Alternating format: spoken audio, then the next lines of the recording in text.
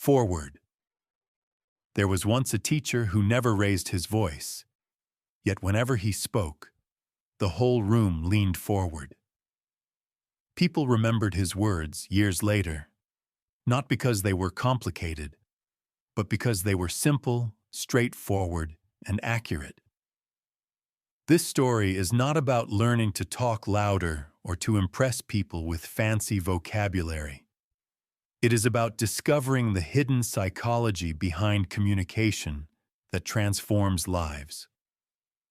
The same lessons that shaped leaders, teachers, parents, and friends will be revealed here, not as abstract theories, but as a living journey. Introduction: The power of words. Words can open doors or close them forever. A young professional, Ethan, sat nervously at the edge of a conference table. His team was about to present their idea to senior executives. He had rehearsed for days, memorized every line, but when his turn came, something strange happened. His voice shook, his sentences rushed together, and though his slides were brilliant, he saw the executives glance at their phones. He had spoken, but he had not been heard.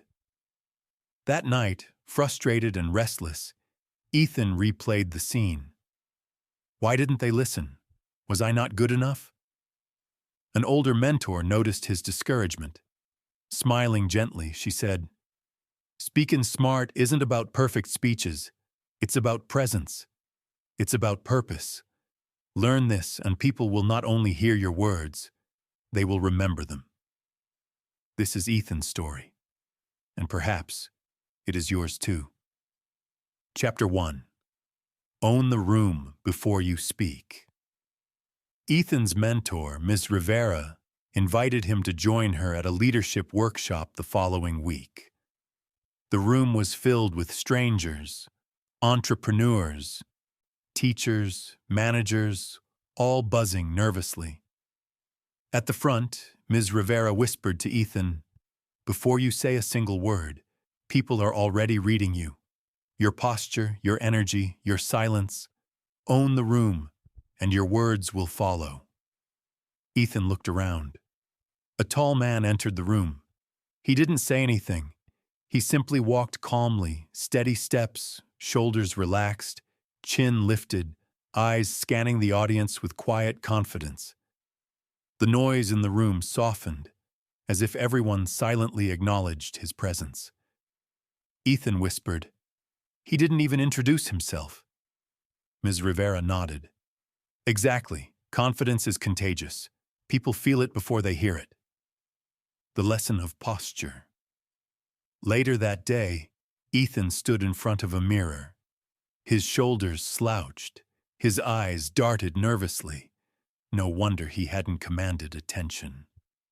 Ms. Rivera guided him. "Stand tall, shoulders back, not stiff. Breathe deep. Look into the eyes of those in front of you, not as a challenge, but as if you truly see them. When you pause, pause with intention. Silence speaks louder than rushed words." At first it felt unnatural, like playing a role, but slowly his body began to shift.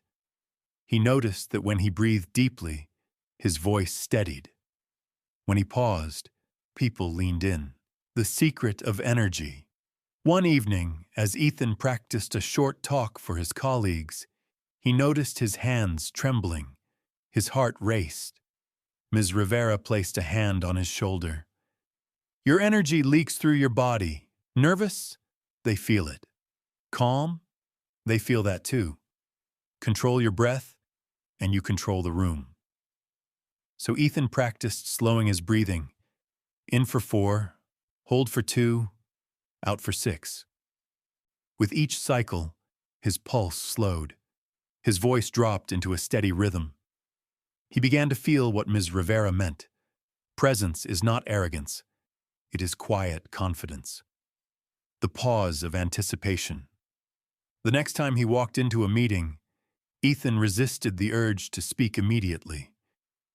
He stood tall, let his eyes meet the faces around the table, and allowed silence to linger for just 2 seconds. Something surprising happened. The room grew still. People looked at him, waiting. His first words landed with unexpected weight. "Owning the room," Miss Rivera whispered afterwards, "isn't about being the loudest. It's about being the most centered." Reflection for the reader. Think back to the last time someone entered a room and you instantly noticed them. They didn't shout. They didn't beg for attention. Their presence alone commanded respect. That's the skill Ethan was learning, and it is the first step to speaking smart. Claim the space, silently earn attention, and your words will be heard with power. Chapter 2. Think before you speak. The art of intentional words. A week later, Ethan found himself in a heated discussion at work. A client had pushed back on their project timeline, and the team was frustrated. One of his colleagues blurted out, "This is ridiculous. They don't know what they want." The room fell silent. The client's face tightened. Ethan felt the same frustration boiling inside him. His lips parted, ready to speak. But he remembered Ms. Rivera's words. Pause. Breathe. Create a space between thought and speech. That space is where wisdom lives. He inhaled slowly. Just one breath. In that tiny pause, his mind cleared enough to choose better words. Instead of saying something reactive, he leaned forward and said calmly, "I hear your concern. Can we explore which parts of the timeline feel most difficult for your team, and why?" The client's face softened. The tension in the room eased. Ethan had learned something powerful. Words once spoken can't be erased, but they can be chosen. The weight of a pause. Later that evening, Ethan asked Ms. Rivera, "Why does a single pause make such a difference? It feels so small." She smiled. "Small, yes, but the pause is where you choose your stone." "Stone?" Ethan asked, confused. Ms. Rivera picked up 2 pebbles from the garden path. She tossed one gently into a pond. Ripples spread smoothly, calming to watch. Then she threw the second pebble forcefully, and messy waves collided, splashing mud on the shore. "Every word is a stone," she explained. "Some create ripples of trust, others waves of conflict. Thinking before you speak is choosing the right stone." Ethan looked at the pond, mesmerized. The image stayed with him. The art of the gap. The next morning at work, Ethan tried again. A teammate asked him a difficult question. "Do you think this idea will even work, or are we wasting time?" Instead of rushing to answer, Ethan paused. He felt the urge to fill the silence, but he held it. He took one breath, then replied, "I believe it can work, but only if we refine the approach. Let's test a smaller version first." The teammate nodded. No defensiveness. No conflict. Just clarity. Ms. Rivera later explained, "The most influential communicators aren't the ones who speak the fastest. They're the ones who make every word count." Mini case. The feedback trap. One Friday, Ethan had to give feedback to an intern who had made repeated mistakes in a report. His first instinct was to say, "This isn't good. You need to fix it." But he remembered the pebble lesson. What kind of ripple would that stone create? Likely defensiveness, maybe shame. So instead, he paused and reframed. "I see you worked hard on this. There are strong points here. I think we can make it even stronger by checking the data sources again. Want me to walk you through the process?" The intern's face lit up. Instead of shrinking, she leaned in, eager to learn. Ethan realized, same truth, different delivery. One inspires growth, the other sparks resistance. The listener's perception. Ms. Rivera often reminded him, people don't just hear your words, they filter them through their mood, their past, their personality. What feels neutral to you may feel harsh to them. Ethan learned not to walk on eggshells, but to be aware. Communication wasn't about being fake, it was about being effective. The power of silence. Ethan also noticed something new. When he avoided filler words like and you know, his sentences felt stronger. He practiced slowing down, letting silence take the place of clutter. At first, the silence felt awkward, but then he noticed people leaning in, waiting for his next word. Silence, he realized, wasn't weakness. It was a tool. Reflection for the reader. Think about your last difficult conversation. Did you speak first, then think later? Or did you pause to choose your stone? The gap between thought and speech is small, but inside that gap lies your power. With it, you avoid regrets. Without it, you scatter words like broken glass. Speaking smart doesn't start when your lips move. It starts in the silence, where you decide, this is worth saying, and this is how I will say it. Chapter 3. Make people want to listen to you. The conference room was buzzing again. This time, Ethan was leading a small presentation for a group of new clients. He had prepared his slides, organized his data, and rehearsed his points. But as he looked around the room, he noticed something troubling. Half the clients were checking their phones. One was scribbling on a notepad. Another stifled a yawn. His words were filling the air, but no one seemed to care. That night, frustrated, Ethan asked Ms. Rivera, "Why don't people listen? I spoke clearly. I gave them information. Isn't that enough?"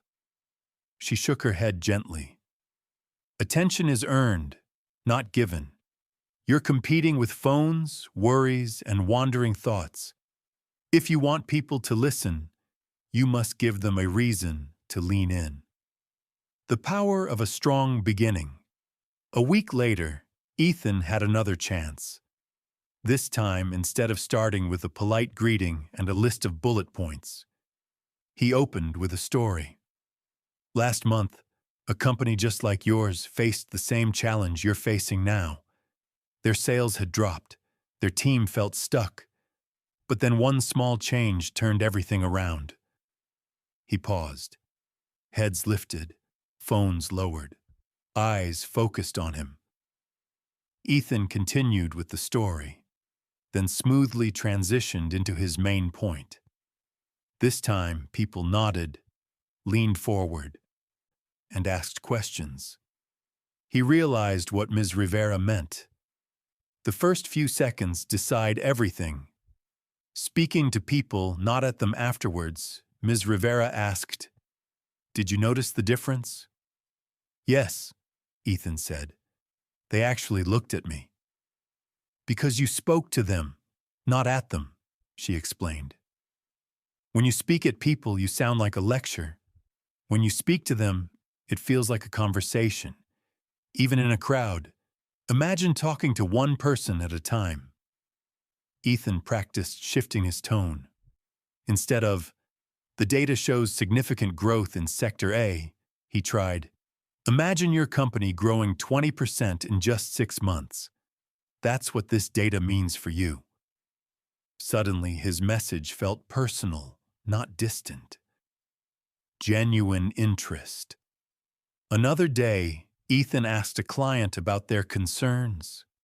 Instead of brushing over them, he listened carefully and adjusted his talk to address those exact needs. The client later told him, I felt like you really understood us. That's why we trusted your idea.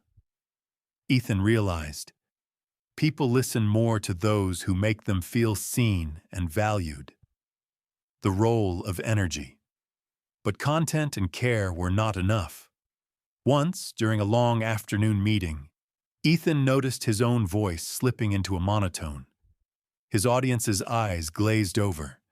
He remembered Ms. Rivera's advice. Energy tells people this matters. You don't need to be dramatic. Just let your natural enthusiasm flow. So he began varying his tone, slowing down for key points, leaning in when something mattered, pausing for effect. He let his genuine excitement show. The result? Listeners perked up. A spark of energy lit the room. The magic of storytelling. One evening, Ms. Rivera took Ethan to a community event.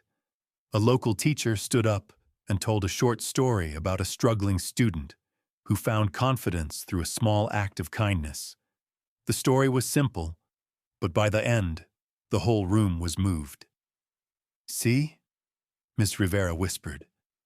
"Facts and instructions are fine, but stories connect to the heart. They are remembered long after numbers fade." Ethan began to weave small stories into his talks. An example from a colleague, a personal experience, even a customer's journey. And every time, people leaned in closer. Clarity over complexity.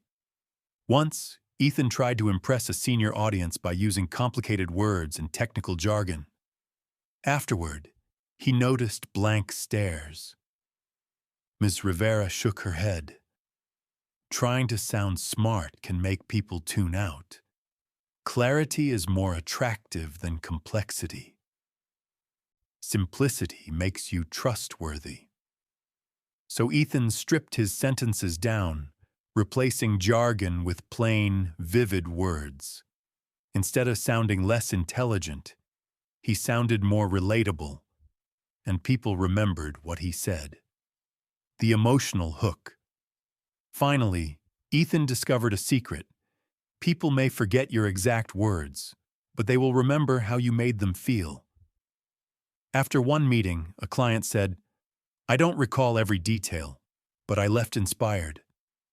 I felt we could really do this." That was the moment Ethan understood. The goal was not just to inform, but to leave people with a feeling, hope, motivation, curiosity. Reflection for the reader. Think of the last person who truly captivated you. Was it because they had perfect grammar? Or because they made you feel included, inspired, or understood? The truth is, making people listen is not about tricks. It is about starting strong, speaking to people, not at them, showing genuine interest, letting energy flow, telling stories, keeping it clear, leaving people with a feeling. Do these things, and you won't have to fight for attention. People will give it to you naturally because they want to hear more. Chapter 4. Speak to the mind. Touch the heart. It was Ethan's turn to present in front of the company board. The room was filled with sharp executives, people who lived and breathed numbers, strategy, and logic.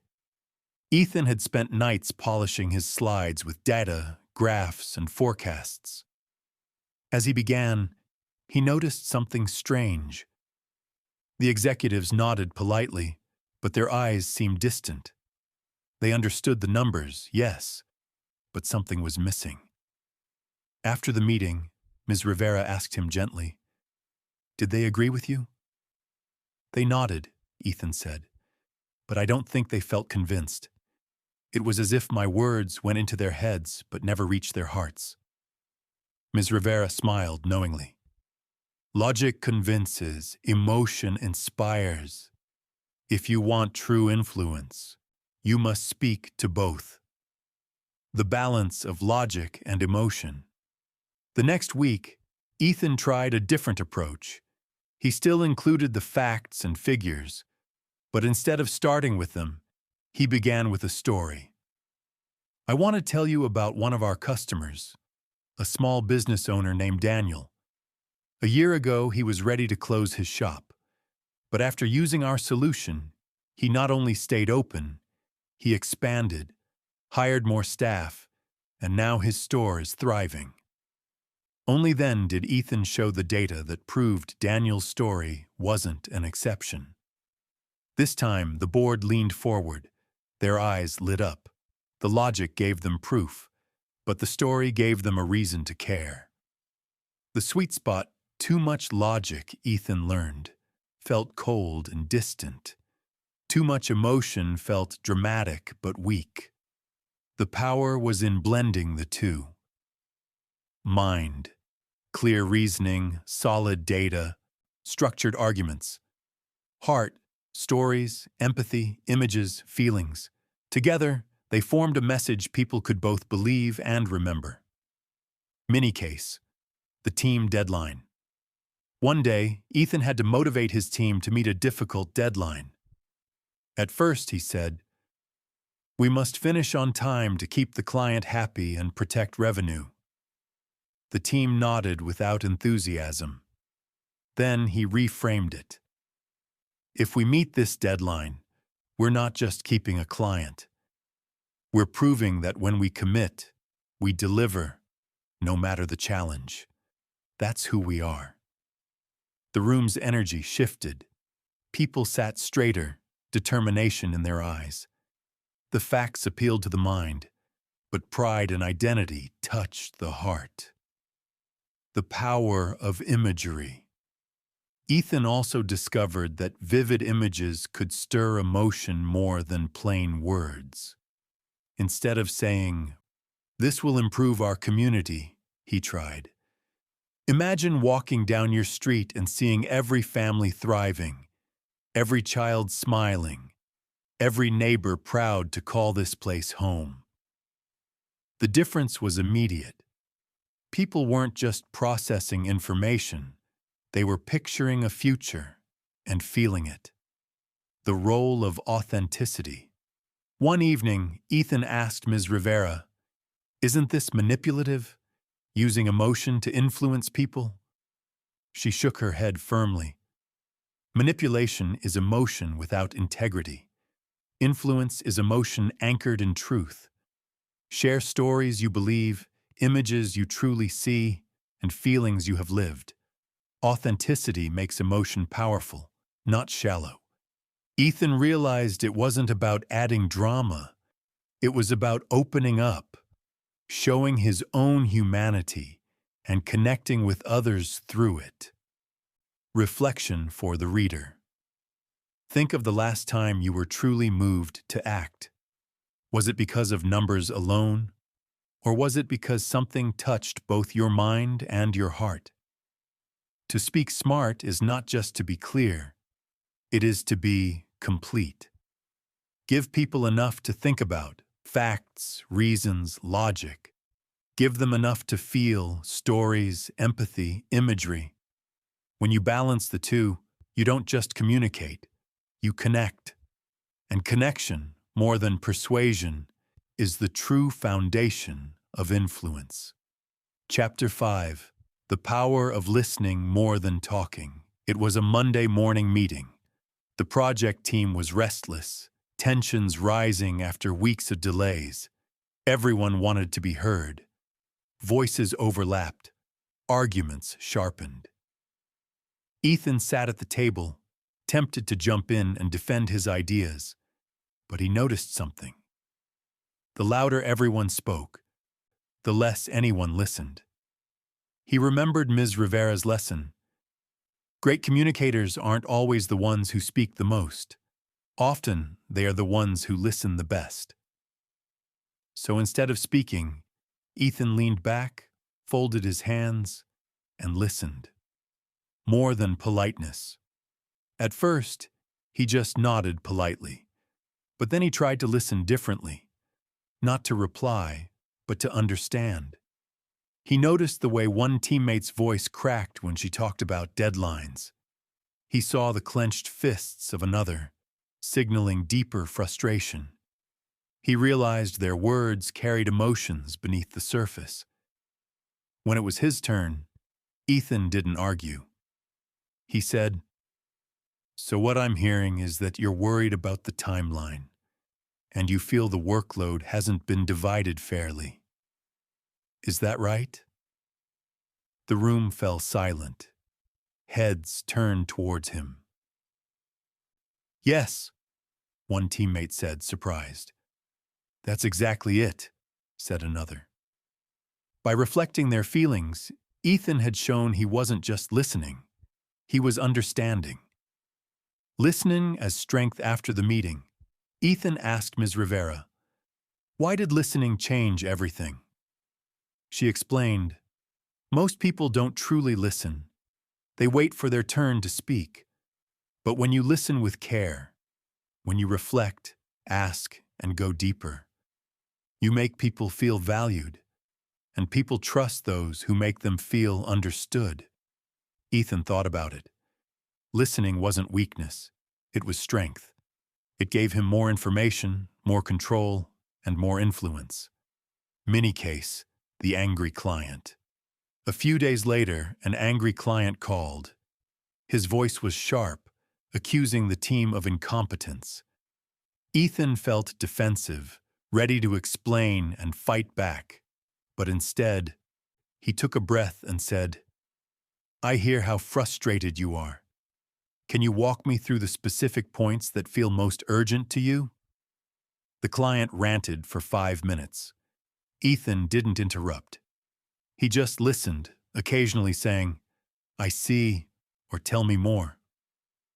By the end, the client's tone softened. "Thank you for hearing me out," he said. "Let's figure out how to fix this." Ethan realized, sometimes people don't need your answers first. They need your ears. Active listening. Ms. Rivera gave Ethan a framework. 1. Eye contact, not staring but steady. 2. Signals, nodding, brief affirmations, "I understand." 3. Reflecting, summarizing in your own words. 4. Follow-up questions. What happened next? How did that make you feel? Listening this way, she said, turns a conversation from noise into connection. The hidden advantage, Ethan also noticed another benefit. By listening first, he gained more insight before responding. It was like playing chess, seeing the whole board before making a move. He didn't reveal his thoughts too early. Instead, he gathered information, then spoke with precision. His words landed more effectively because they were based on understanding, not assumption. Reflection for the reader. Think about your last conversation. Did you really listen, or were you preparing your reply while the other person was still speaking? To speak smart is sometimes to speak less. Listen fully. Reflect what you hear. Ask questions. Respond last, not first. When you do, your words will carry more weight because they will be grounded in something deeper. Understanding.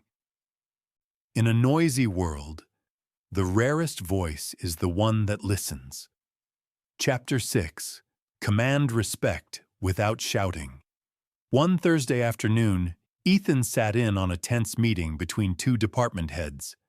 Voices clashed across the table. One of them slammed his hand down, raising his voice to prove a point. The louder he got, the less anyone seemed to take him seriously. People exchanged glances. Some rolled their eyes. Respect wasn't rising, it was evaporating. Then another leader, Miss Chen, spoke. Her voice was calm, almost quiet, but every word was clear and deliberate. The room stilled. People leaned in, eager to hear. Ethan was struck by the contrast. One shouted but lost influence. The other spoke softly and gained it. True authority radiates. Later, Ethan asked Ms. Rivera, "Why did Ms. Jatina Chen command respect without raising her voice?" She smiled. Because real authority doesn't shout, it radiates. It comes from presence, consistency, and calm confidence. Respect begins with self-respect. Ethan reflected on his own experiences. When he doubted himself, he tended to stumble over words, rush, or over-explain. People sensed it. But when he stood tall, believed in his own ideas, and spoke clearly without apology, others responded differently. "If you don't respect your own words," Miss Rivera told him, "no one else will." Mini case, saying no without apology. One day, a colleague tried to dump extra work on Ethan. His old self might have agreed reluctantly, then felt resentful. But this time he said calmly, "I appreciate your trust, but I can't take this on right now. If you'd like, I can help you brainstorm another solution." The colleague blinked, then nodded. No conflict, no anger, just clarity. Ethan realized, boundaries, spoken with composure, earn respect. Consistency builds trust, respect also came from consistency. Ethan noticed that people who shifted opinions depending on the audience often lost credibility. So he made a habit of aligning his words with his actions, and his actions with his values. Slowly, colleagues began to see him as reliable, someone whose voice mattered. "Trust and respect," Ms. Rivera said, "walk hand in hand." The power of a calm tone.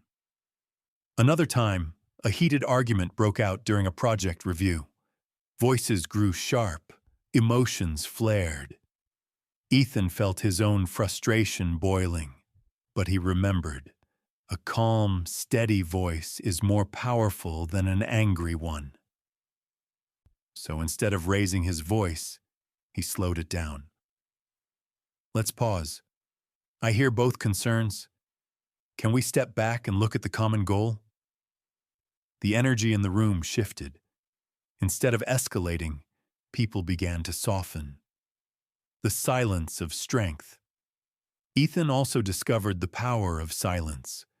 Once, in a difficult conversation, instead of rushing to fill the gap, he simply paused. The silence unsettled the other person at first, but then it drew them in. They leaned forward, waiting. His next words landed heavier because they followed stillness. Patience, he realized, is magnetic. Body language of respect. Ms. Rivera taught him small adjustments. Keep shoulders back, head lifted. Avoid defensive crossing of arms. Steady movements, no fidgeting. These physical cues, though subtle, reinforced the calm authority in his voice. Reflection for the reader. Think of someone you truly respect. Is it because they shouted the loudest? Or because they carried themselves with quiet confidence, spoke with clarity, and treated others with dignity? To command respect without shouting, remember, respect yourself first. Speak clearly, don't rush. Stay consistent with your values. Set boundaries calmly. Use silence as strength. Let your presence, not your volume, carry authority. When you do, people won't just hear you because they must. They will listen because they want to. Chapter 7. The Psychology of Influence in Everyday Conversations. One afternoon, Ethan sat in a cafe with a friend who was struggling to make a decision about changing jobs. His friend listed all the reasons against it: uncertainty, fear, comfort in the familiar. Ethan could have pushed hard, saying, "You should do it. Don't be afraid." But he remembered Ms. Rivera's advice. Influence is not about pressure. It is persuasion without force. You guide people so they see the value for themselves. So instead, Ethan asked, "What would it feel like 6 months from now if you were still in the same place?" His friend sighed. Stuck. Then Ethan asked, "And how would it feel if you were thriving in a role that challenged you?" A spark lit in his friend's eyes. "I'd feel alive again." Ethan smiled. "Then maybe you already know your answer." His friend didn't feel pushed. He felt understood. That was influence. Connection before persuasion. At work, Ethan practiced this lesson. Instead of jumping into solutions, he first asked questions, listened, and showed he understood his colleagues' concerns. When people felt heard, they naturally opened to his perspective. Influence, he realized, began with connection. The role of credibility. Another time, a teammate hesitated to follow Ethan's idea. But when Ethan reminded them of his track record, how his last project succeeded because of similar strategies, they agreed more quickly. He understood then, trust builds influence, and trust comes from consistency, honesty, and follow-through. Mini case. The frame matters. In one meeting, Ethan had to encourage the team to finish a project quickly. His first instinct was to say, "If we don't meet the deadline, we'll be in trouble." But he remembered the principle of framing. So instead, he said, "If we finish early, we'll impress the client and free up time for other priorities." Same facts, different frame. The second sparked motivation instead of fear. Social proof and likability. Ethan also learned to use social proof. He shared, "3 other teams tried this method, and it worked for them." People relaxed. If it worked for others, it might work for them too. And he discovered that being approachable mattered. When he smiled, showed curiosity, and treated others with warmth, his influence grew naturally. People are more open to those they like, Ms. Rivera reminded him. Likability is not about pleasing everyone. It's about being authentic and positive. Planting seeds. Sometimes influence wasn't instant. Ethan would share an idea, then let it sit. Days later, people would bring it up as if it was their own. At first he felt frustrated. Why don't they credit me? But Ms. Rivera explained, true influence isn't about credit. It's about outcomes. Plant the seed, give it time, and let others own it. That's the strongest form of persuasion. Reciprocity. Ethan also noticed that when he offered help first, sharing information, supporting a colleague, people naturally wanted to return the favor. Influence, he realized, thrived on reciprocity. Influence with integrity. One evening, Ethan asked, "Isn't influence just manipulation with a nicer word?" Ms. Rivera shook her head. Manipulation serves only you. Influence serves both. If you create win-win situations where both sides benefit, your influence will last. Without integrity, it collapses. Ethan thought back to his friend at the cafe. He hadn't tricked him. He had simply helped him see what was already inside. That was influence with integrity. Reflection for the reader. Think about your own conversations. Are you trying to push people into agreement? Or are you guiding them to discover value for themselves? The psychology of influence rests on a few timeless truths. Connect before you persuade. Build credibility through consistency. Frame messages positively. Show social proof. Be likable and authentic. Plant seeds. Give time. Offer value first. Act with integrity. Do this, and people will not feel pressured. They will feel inspired. And that is the kind of influence that lasts. Chapter 8. Speak in a way people remember. Ethan once gave a presentation he thought was brilliant. The data was flawless, the arguments solid. But the next day, when he asked a colleague what they remembered, the answer stung. Something about growth projections. I don't recall the details. All that work, and nothing stuck. That evening, Ethan confessed to Ms. Rivera. I spoke clearly, but it faded from their minds. How do I make words last? She smiled. People don't remember most of what they hear, but they remember stories, images, rhythms, and feelings. Speak with those and you'll stay in their memory. The first step. Clarity. The next time Ethan prepared a talk, he cut away unnecessary words. Long sentences became short. Complex jargon became simple. Instead of saying, "We must strategically optimize multi-channel distribution systems," he said, "We need to get our product into more hands, faster." The difference was immediate. People nodded with understanding. People can't remember what they don't understand, Miss Rivera reminded him. The power of imagery. At a workshop, Ethan tried another approach. Instead of saying, "We must work consistently to achieve our goals," he said. "A brick a day may seem small, but one day you'll stand before a fortress built by your own hands." The audience smiled. They could see it. Ethan realized, images stay where plain statements vanish. The magic of storytelling. At a community event, Ethan shared a story about a childhood struggle he overcame through persistence. It was short, but heartfelt.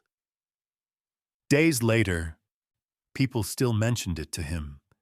He learned that even a small story, told with sincerity, could anchor a message more firmly than a dozen statistics. Repetition with purpose. Ms. Rivera also taught him to repeat key ideas, subtly, in different ways. Advertisers repeat slogans because the brain needs touches before something sticks. Do the same in conversation, not to annoy, but to ingrain. So Ethan began weaving his core message 3 times into every talk, once at the start, once in the middle, once at the end. Each time slightly rephrased, each time sinking deeper. Rhythm, tone, and pause. During one speech, Ethan experimented with rhythm. He paused before delivering the most important line. And that's why this change could transform not just our project, but our future. The silence before the words pulled everyone's attention. The line hit harder because it stood alone. He discovered that the way he spoke mattered as much as what he spoke. Mini case. Sound bites that stay. Instead of saying, "Our culture is about steady growth," Ethan coined a simple phrase, "Small wins, big change." That line traveled. People repeated it in hallways, wrote it in notes, even used it in their own talks. He realized, short, punchy lines, sound bites, become memorable echoes. Authenticity above all, but the greatest key was authenticity. When Ethan spoke from his heart, sharing truths he lived, people remembered. Forced phrases faded. Genuine words endured. People remember what feels real, Miss Rivera said. Your voice carries weight when it carries your truth. Reflection for the reader. Think of the last time someone said something that stayed with you. Was it a statistic? Or was it a story, an image, a phrase, a feeling? If you want to be remembered, be clear. Use imagery. Tell stories. Repeat with purpose.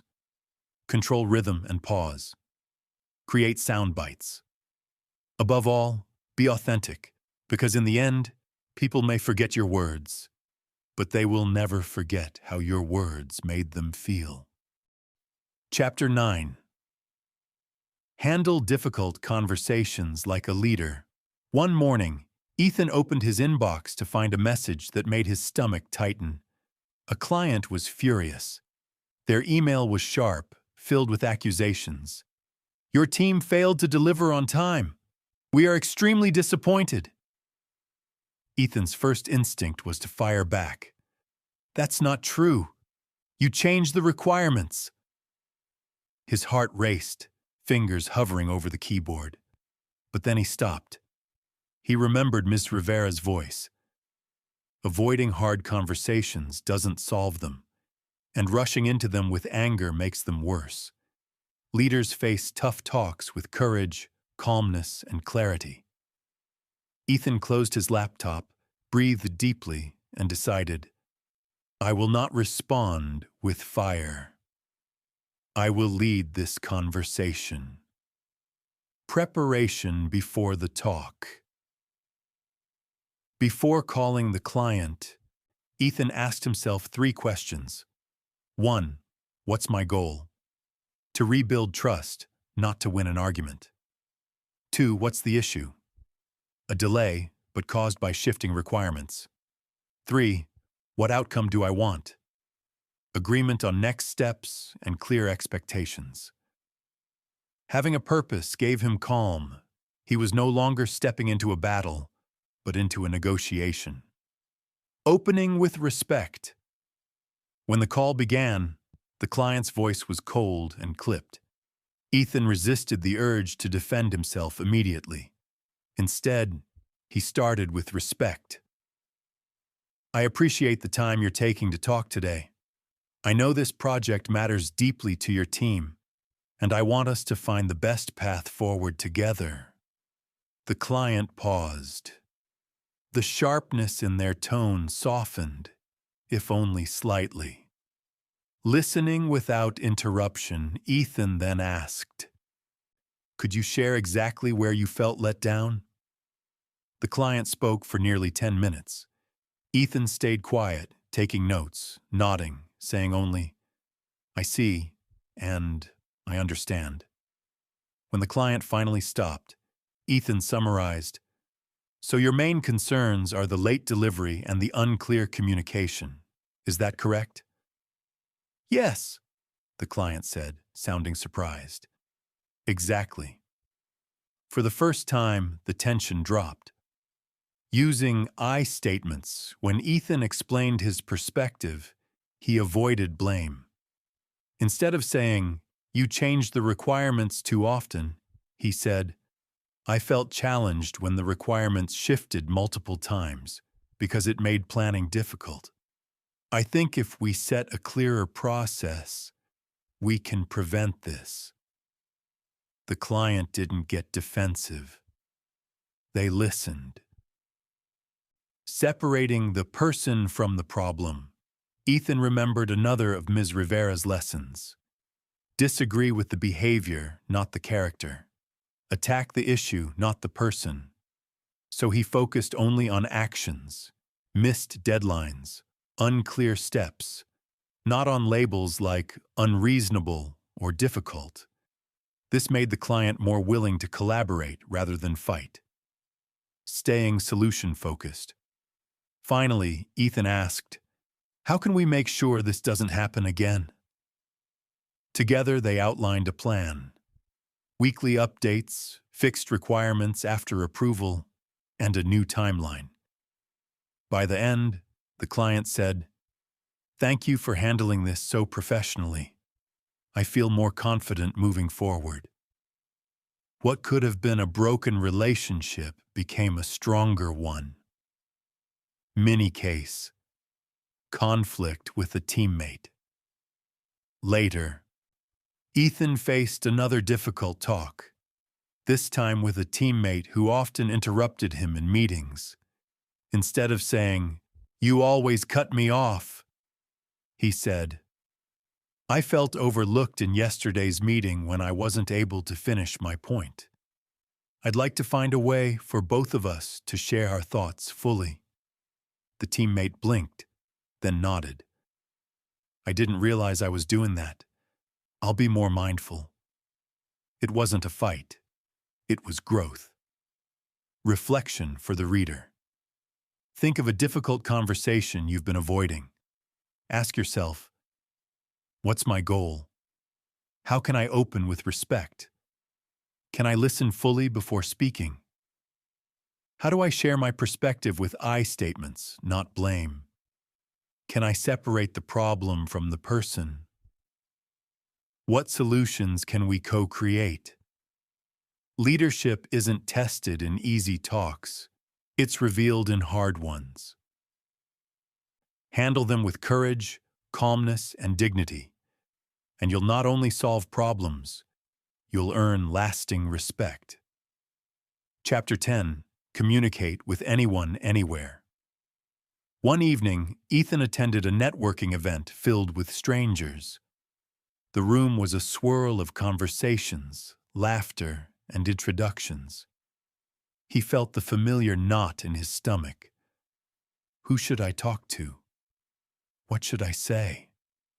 He spotted a group of executives near the buffet table and a young student sitting alone in the corner. Two completely different worlds. How could he possibly connect with both? Ms. Rivera's words came back to him. The real test of communication is adaptability. If you can talk to anyone, anywhere, whether in a boardroom, a cafe, or on a train, you carry a superpower. Reading the room, Ethan approached the executives first. Instead of jumping into his own pitch, he observed. They spoke quickly, their voices sharp, their eyes darting as if they were always calculating. So he matched their pace, not imitating, but aligning. He asked concise, direct questions. What's the biggest challenge your team is facing right now? Their eyes lit up. They appreciated his clarity. Later, he sat with the student in the corner. This time, he slowed his tone, softened his body language, and asked, "What brought you here tonight?" The student relaxed, grateful someone noticed. Ethan realized adaptability wasn't about being fake. It was about adjusting his style so others felt comfortable. Finding common ground. Quickly. At another event, Ethan found himself sitting next to a stranger on a long flight. At first, the conversation hovered around safe topics, weather, travel, delays. But then he asked, "What's been the best part of your day so far?" The man smiled, surprised. "Actually, it was calling my daughter before boarding. She just won her school spelling bee." Suddenly, the conversation deepened. They spoke for an hour, not about business, but about family, values, and dreams. Ethan saw the truth. Small points of connection open doors to deeper bonds. Respecting differences. During an international call with a partner overseas, Ethan noticed something unusual. The partner rarely made direct eye contact on video and often paused before responding. At first, Ethan worried. Was the partner disinterested, distracted? But Miss Rivera reminded him, cultural norms differ. What feels natural to you may feel rude to them. Respecting these differences is key to global communication. So Ethan adapted. He allowed more silence, used gentler language, and avoided pushing for quick responses. Over time, trust blossomed, the power of questions. Ethan discovered that the easiest way to connect with anyone was simple. Ask questions. Not shallow questions like, "So what do you do?" but deeper ones. What's something exciting you're working on right now? What's been the biggest challenge you faced this month? What motivates you most about your work? These questions invited stories, not just facts, and stories built bridges. Mini case. Dropping the need to impress at a dinner with senior leaders. Ethan caught himself trying too hard, using big words, sharing achievements. He saw their polite but distant smiles, so he stopped. He dropped the mask and simply asked, "What's the best piece of advice you've ever received?" The table came alive. Each person leaned in to share wisdom. Ethan realized, people don't connect with perfection. They connect with authenticity, knowing when to end. Another lesson came when Ethan lingered too long in a conversation, unaware the other person was glancing at their watch. Later, Miss Rivera advised, "Not every talk needs to last forever. Ending gracefully leaves the door open." So Ethan practiced phrases like, "It was wonderful speaking with you. I'd love to continue another time." It left people wanting more instead of wishing for less. Reflection for the reader. Think of the last stranger you met. Did you stick to surface-level words? Or did you find a point of connection? Did you adjust your style or stay locked in your own? To communicate with anyone, anywhere. Read the room. Match the pace and energy. Find common ground quickly. Respect cultural and personal differences. Ask meaningful questions. Drop the need to impress. End gracefully when the time is right. When you master this, no room feels intimidating. Every person becomes approachable, and you discover that conversation isn't just an exchange of words. It's an exchange of humanity. Chapter 11. Turn small talk into big opportunities. It was a Friday evening. Ethan found himself waiting in line at a coffee shop.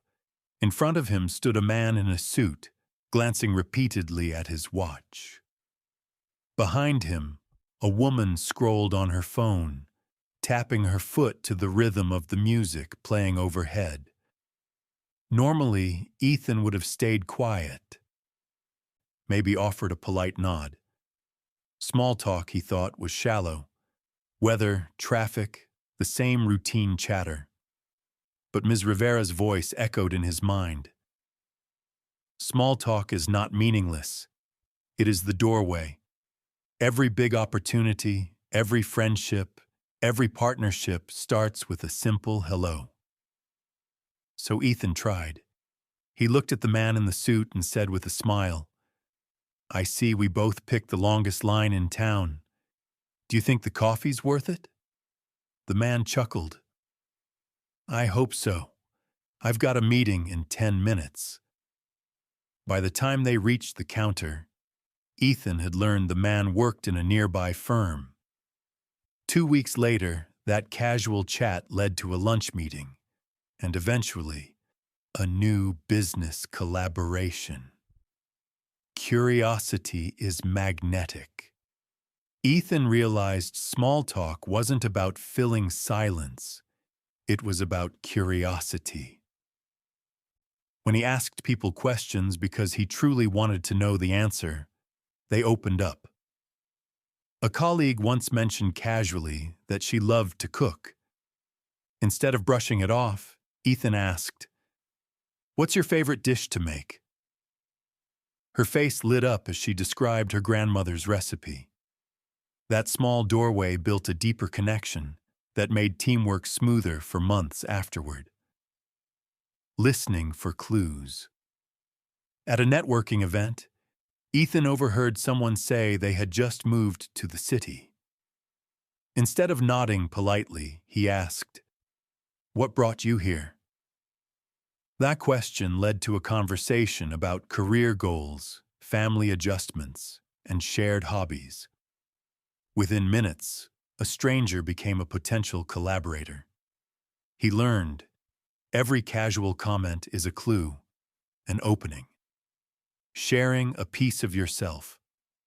At first, Ethan worried about oversharing. But Ms. Rivera explained, "Small talk deepens when it feels human. Offer a little piece of yourself, just enough to show you're real." So when someone spoke about travel, Ethan shared a funny story about losing his luggage on a trip. Laughter broke the ice, and the talk became more than surface level. Mini case, connecting the dots. One afternoon, Ethan met someone who mentioned struggling with a marketing problem. Ethan remembered another acquaintance facing the same challenge. He offered, "I actually know someone who solved something similar. Would you like me to introduce you?" The person was thrilled. That tiny gesture transformed a brief chat into trust, and trust into opportunity. Remembering details. Ethan also started keeping small notes in his phone, people's kids' names, hobbies, or important dates. When he followed up later with, "How did your daughter's recital go?" the person's eyes widened. "You remembered?" they said, touched. That small detail turned acquaintances into allies. Presence over phones. The greatest shift, however, came when Ethan put his phone away during conversations. He gave his full attention, even in brief chats. People noticed. In a world full of distractions, being fully present was rare and powerful. Reflection for the reader. Think of your last small talk moment. Did you brush it aside?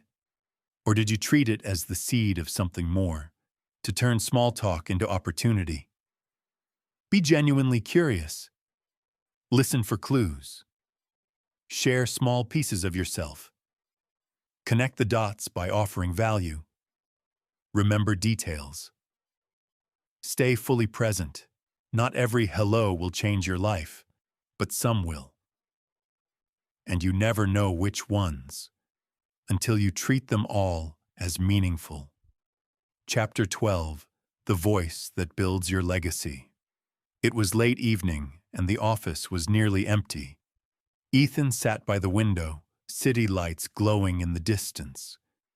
He thought back over the past months, how he had stumbled, learned, and grown.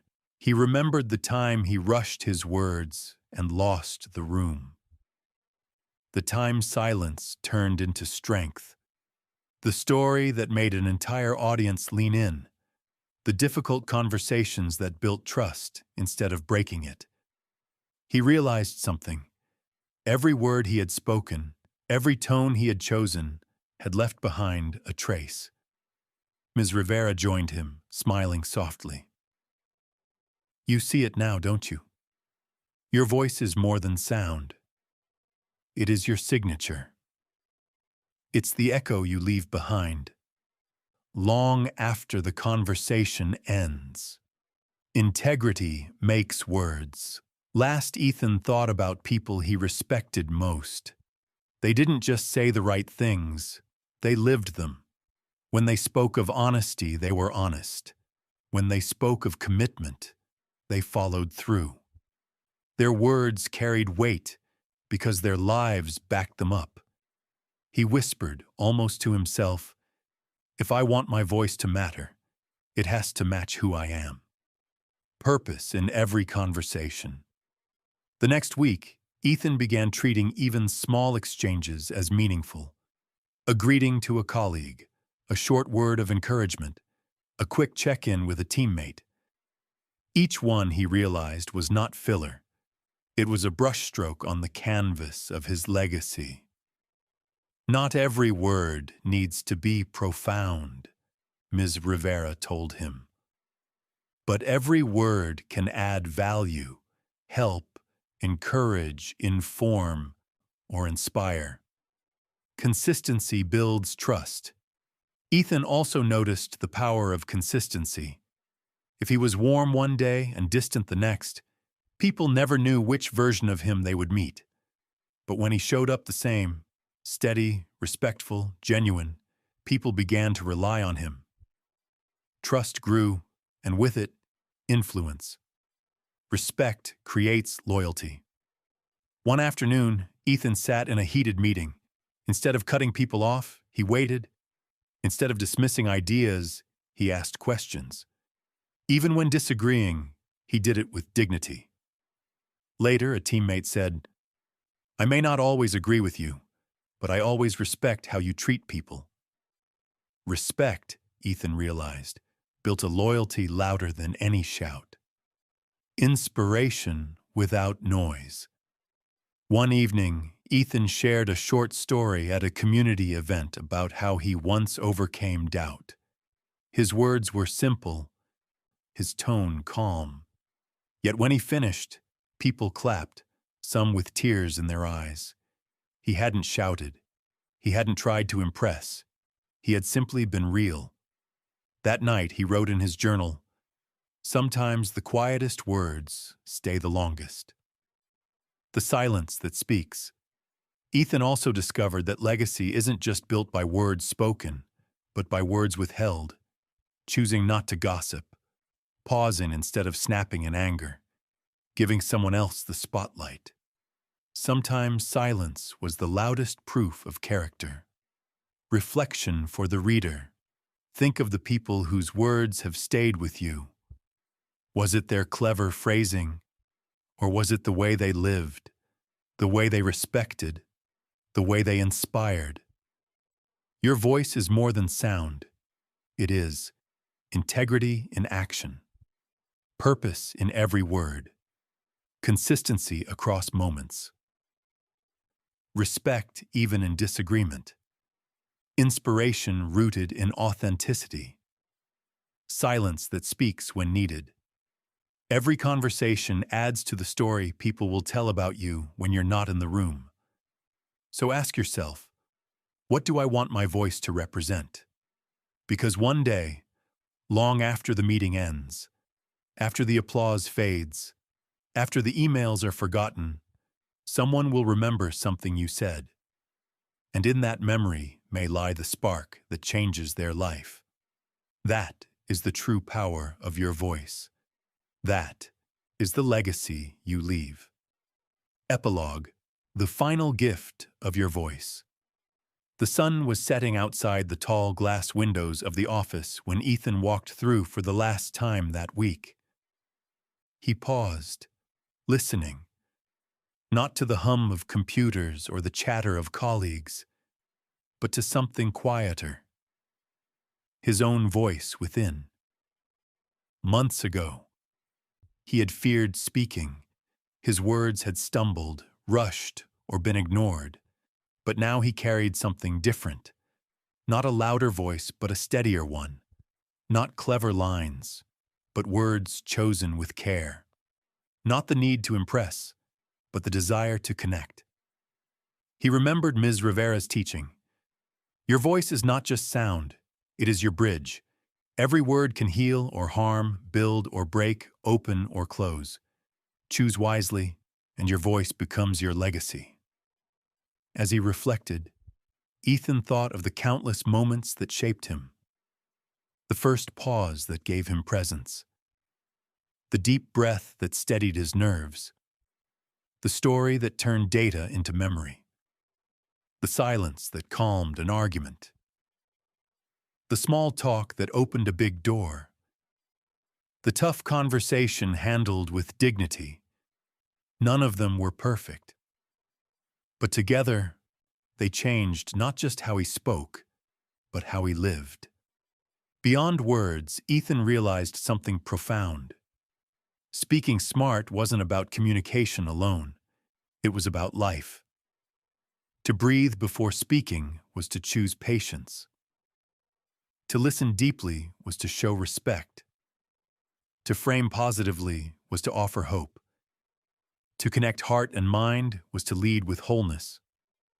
To set boundaries calmly was to honor dignity. Every principle of communication was also a principle of living well. Your gift. The journey was not just Ethan's. It was yours too. Every day, you stand before opportunities to influence. A colleague in need of clarity, a friend seeking encouragement, a stranger waiting for kindness. You do not need to shout. You do not need perfect speeches. What you need is presence, intention, empathy, and truth. Because one day, someone will carry your words with them. They may not remember the exact phrasing, but they will remember how you made them feel. And that memory could guide them in a moment that matters. That is the final gift of your voice. Closing reflection. So as this story ends, pause and ask yourself, what trace will my words leave behind? What bridge will my voice build? What legacy will my conversations create? Choose wisely, because somewhere, someday, someone will remember something you said. And it may be the spark that changes everything.